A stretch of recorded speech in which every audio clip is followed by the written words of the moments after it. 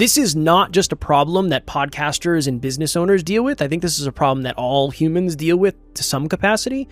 I've heard this so many times. I'm not going to do that because I will not get direct results because of that.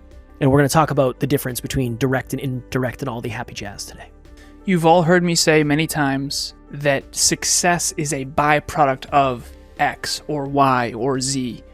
Today we're going to talk about why that is and how to leverage it.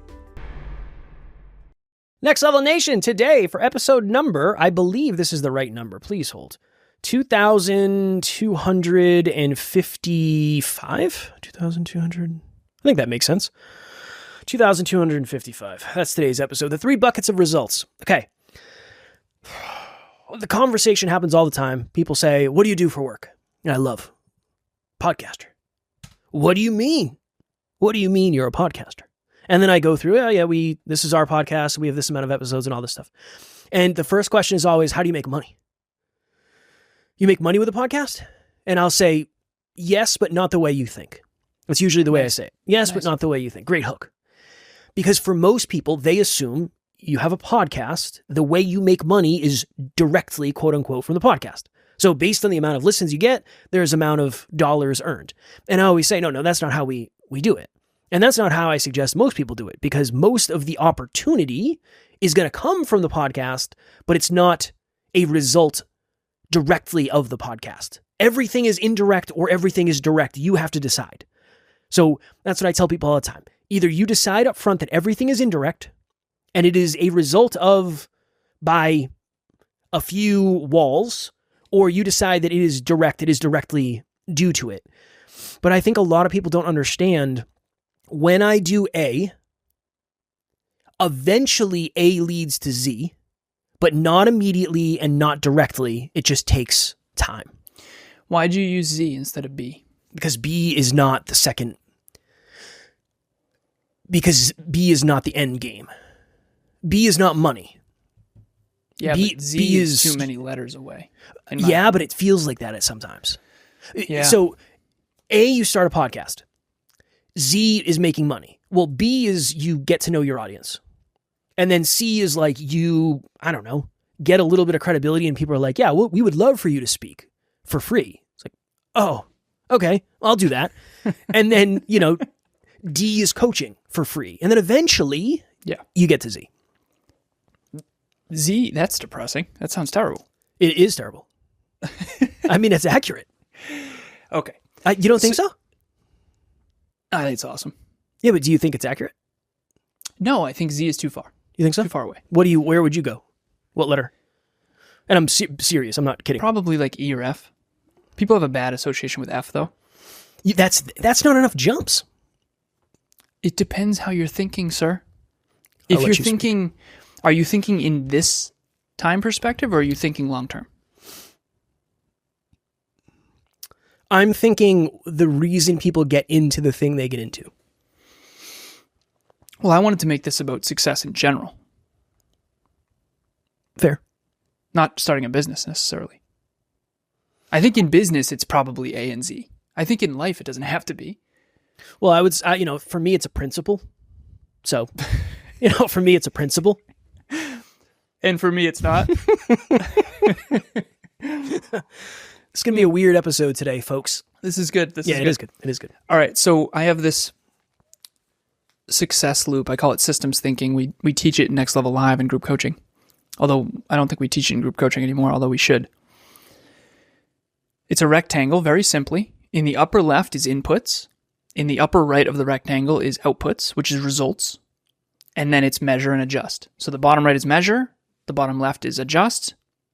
And there's an arrow going around the rectangle.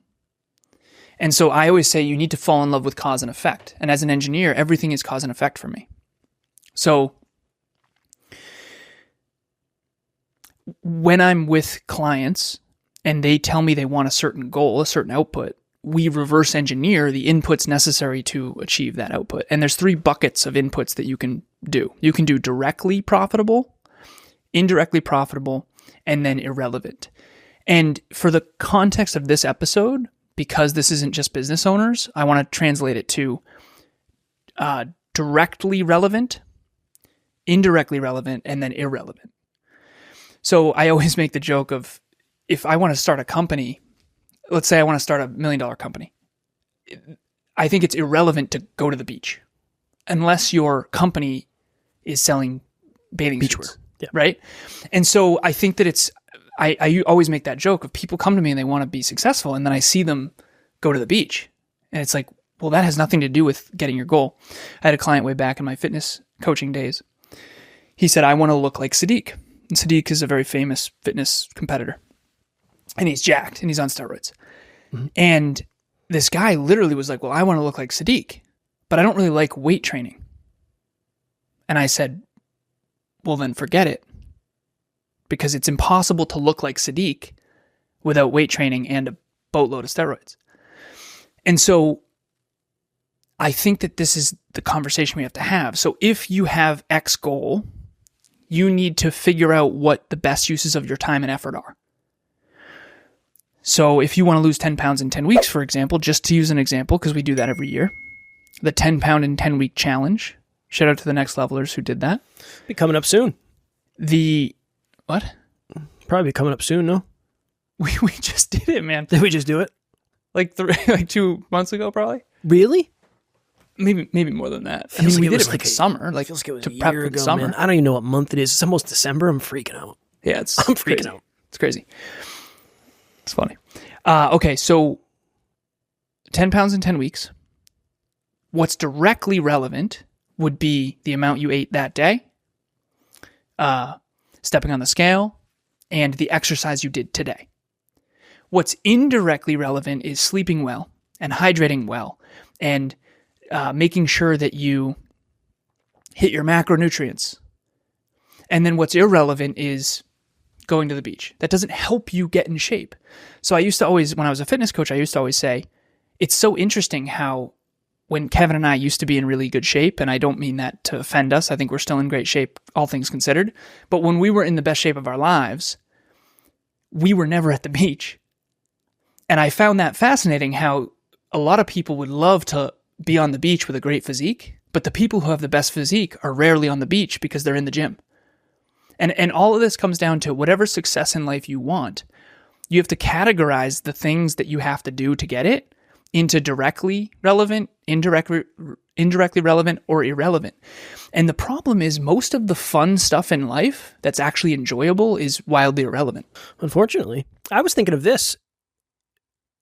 Is my marriage a direct, indirect, or irrelevant result of the podcast? Indirect. But you might not naturally connect that. That's why I always used to say, you'd say, well, she didn't sign up for this. And I said, well, she did. Because she signed up for Kevin Palmieri, and Kevin Palmieri and the podcast are one. Well, yeah, but Kevin Palmieri didn't know what he signed up for either. Yeah, which is why I say that, so that you connect it. I think this is one of the most challenging concepts. I do. You know the quote by Steve Jobs, you can't connect the dots looking forward, you can only connect them back. Mm-hmm. That's bullshit. How dare you? You can connect them forward. Okay. Not always. Now. Okay. Not always. But you actually can connect them forward. And you can and you can't, so I'm going to hold the duality here. If I said, Kev, you need to lose 10 pounds in 10 weeks or else I'm firing you from the company, and you're done for life. You're out of here, man. You're out. Whoa. Okay? You have to do it. You're 10 out of 10 certain you could do it. Yeah. Okay. You can connect the exact dots on how to do that, right? Mm-hmm. 10 pounds in 10 weeks. Mm-hmm. There's not a single dot that you're missing. You know exactly how to do it, right? Well, you can connect the dots looking forward, actually. You just usually don't. Hold on. That's based on awareness. Yes, which is based on connecting dots from the past. Yes, so you can only connect the dots in the future based on the dots you can connect in the past. Or no, you could read a fucking book and learn how to do it. Read a fucking book for once. And by the way, reading a book is actually from the past. So technically you're right and wrong. But well, first of all, I didn't say it. It was Steven that said this. So you're talking shit about Steven. I like the quote. I think it's powerful because trusting that the dots will connect will give you the courage to follow your heart and your intuition, even when it leads you off the well-worn path. I do love the quote. I love the speech. I listened to that speech in economics class. I literally got up from the back of the class. I was like, I'm done. And I went and started a company. The company went out of business Campus a year and a half later, but still. Is that Campus Libre? You know it. CampusLibre.com, baby. Don't know what it is, but I like it. A campus-specific Craigslist for textbooks. Look, I do think this is one of the hardest concepts to understand because so many of the benefits of the thing you start are not the benefits you expected, and they are invisible until later. And that's like a really... What are you looking at? Oh, Jesus. We won the Strage Business Innovation Award for Campus Libre. And I just had to throw that in there because I just had a blast from the past. We presented our concept to a group of judges, and they were all like in their 60s, 70s, and 80s. And I remember trying to explain how it's the internet. We're going to... Yeah, it was brutal in hindsight. I can't even... In hindsight, it's like, you guys don't know what the fuck we're doing. No? Dude, how obvious is that now? Like, I didn't realize how little older people knew about the interwebs. The internet's wild. We went to Taryn's mom's house yesterday for dinner, and she has a Kindle. Yeah. And I was like, while this thing at one point was a miracle, this thing is a piece of shit. This is a miracle. You can download books from the sky into this thing. And it's glitchy, and it takes so long, and it's terrible. And it was very interesting for me, because I've never had one. I've never had a Kindle before. I sent you something today. I haven't seen it yet. Oh, I send Kev tech stuff. This is kids in 1995 talking about the future of the internet. Oh, boy. Yeah, it's exciting. I think one of the reasons this is so hard to grasp is because oftentimes our success is not the success. It's not the specific success we wanted, and we don't appreciate it. And then I think it requires, because again, this is maybe, I know it's obvious to you. This is not as obvious to me. Yes, I know my marriage is an indirect result of the podcast, but it would be really easy not to think about that. Yeah, let's connect it. So Kev started in 2017, March of 2017, the Hyperconscious podcast. Yes. Change the way you think, change the way you act, change the way you live. Already knew Taryn at that point. Yep. Already had dated and fucked that up, so we had a history. So you and Taryn dated, and then we were in the car driving to Chipotle after the gym, and you said, does it sound like I closed the door on that too quickly? Yep. You think I fucked that up? You said, fuck and I remember vividly in your Subaru WRX saying, yeah, it does sound like you fucked that up. Yep. Yeah, which is kind of hilarious in hindsight. Mm-hmm. Fast forward, you start the Hyperconscious podcast, change the way you think, change the way you act, change the way you live, and you interview me, and you start surrounding yourself with very growth-oriented people, and you start to change the way you think and change the way you act. I'd say growth-oriented people and frauds. 100%. A little bit of both. A little bit of both. Say about 50-50. I'd say 60-40 frauds. I'd say 60-40 frauds. I would. And 10% frogs. I'm kidding. All right, so frauds. I thought you said frog. So I knew you were going to die on that one. It is what it is. But Kev changed a shitload about himself. Like, hey, more than you know. So and much. You just started to get your shit together. Yeah. And then as you did, you grew, and then you reconnected with Taryn. So it's very clear to me. I always say I probably wouldn't have met Emilia if it wasn't for you. The reason why I say that is because you and I helped each other become better men. And I met Bianca, who knew Emilia. But I never would have met Bianca. That's not why I said it, though. No, but in a way, yeah, I never would have met Bianca if it wasn't for you, because I wouldn't have been into. It's like, the butterfly. Well, this is one of the nice. This is one of the hardest things about when you hear that quote. Well, no one is self-made. True. Always talk about it. Didn't build the keyboard, didn't build the Sony camera, didn't build StreamYard. Yes. And you always hear people say, well, no one accomplishes anything great on their own. True. However, one great player can make a great team. Tom Brady is a good example. He can set the pace and set the standard. Whether you like Tom or not, that's a principle. One Michael Jordan can make a great team because he sets the pace and sets the standard. So while it's true, no one achieves anything great alone, including me, you or I can set the pace and set the standard. What's the difference between Apple and Joe Schmo? Apple sets a new standard. What's the difference between a Kindle and a iPad. Apple sets a higher standard, and it's also a higher price. But the point is, all of this is connected. And I think that one of the things that's hard for me as an engineer is it's my job to connect and see the interconnections between things. Okay, so I have a therapist named Carol. That has changed my whole life and made me way more successful. How the fuck is anyone supposed to connect how me getting a therapist made me more successful? I could break it down for everyone.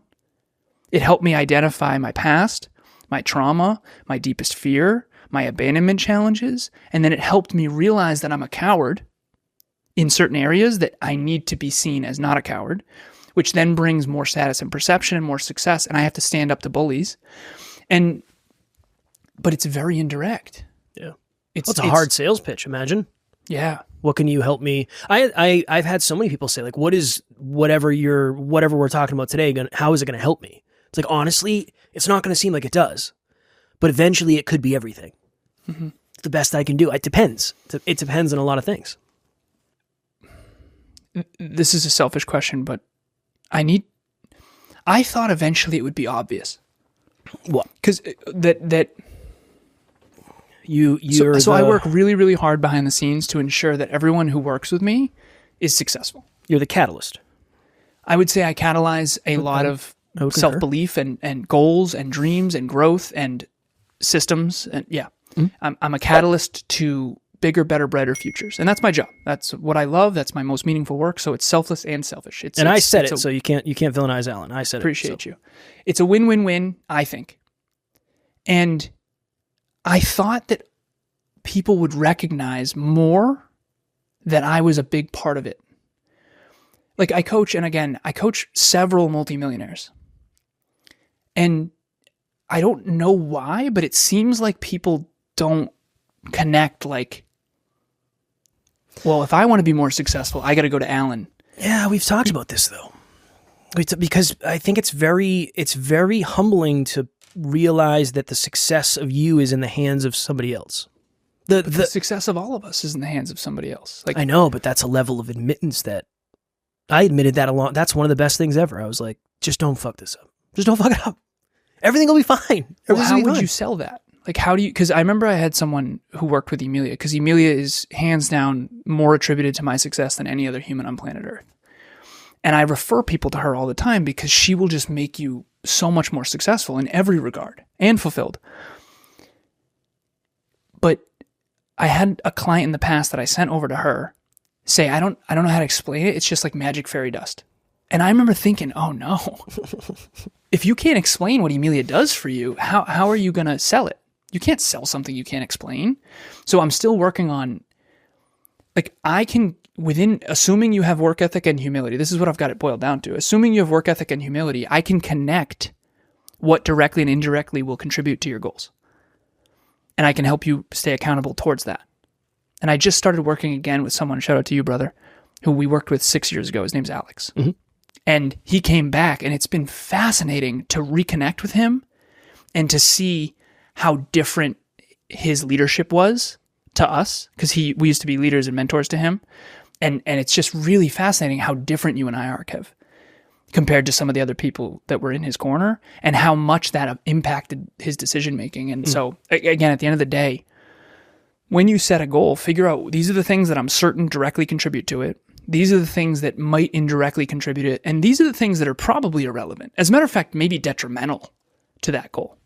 I feel like the A bucket, direct, is easy. The B bucket I think the B bucket is the hardest. Mm-hmm. I do, because it's like hot and cold. Yeah, you know what's hot, hurting right? You know what's helping you, but there's those things like, I'm trying to think of one for fitness for me. I don't know if I have a good one. Okay, you going to visit your dad at 27. For fitness? Yeah. Because it's motivational, pisses me off. No. Well, no, seriously. The wrong conclusion. No, you became a fucking man after that, I think, in some ways, right? Are we talking about fitness or me? I thought we were talking about... You facing that, I think, made you more capable holistically, which then led to more fitness success. I have a simple one. The simplest thing in the world. And again, this could be highly anecdotal. I don't know. I don't ever, ever, ever, under any circumstances, no matter what the weather is, go to the gym without at least one sweatshirt on. Lately, I've been wearing two. Every workout in the summer, that is indirectly one of the reasons my mobility and my joints stay warm. But you never know. Sweating more. And Think I'm sweating about the more. calories that you add up. Take all the sweater days away. Yeah. How many extra calories per day or per workout do you think you burn with those sweaters on? I don't know because I don't. Probably 20 at least extra, if I don't not know. more. I don't Maybe wear them 50. for the whole thing. I always wear them for the warm up though. Yeah, it's. I have a sweatshirt and a shirt. Yeah. And a stringer. And I'm fucking with you. That's it. I have a stringer, long sleeve shirt, sweatshirt. Yeah, it's the best. It's the You're best. basically just stripping the entire workout. Yeah, and I never don't wear a sweatshirt in the gym ever. Yeah, same. Even if it's Almost 110 degrees out. I never do. It's not even. I can't even imagine it. Can't even fathom. Let's just do this real quick. We got to get out of here in a second. Yeah. But this is how you would never correlate Kevin wearing a hoodie to being in better shape. But let's just say it's 40 calories per workout. Okay. Times 5 workouts a week. Yep. Times 52 weeks a year. You're looking at 10,400 calories per day, per year. Divide that by 3,500. You lose 3 pounds a year just for wearing a hoodie. Look at me go. 3 pounds a year just for wearing a hoodie. Now that obviously assumes that you're in a deficit. Which I'm not.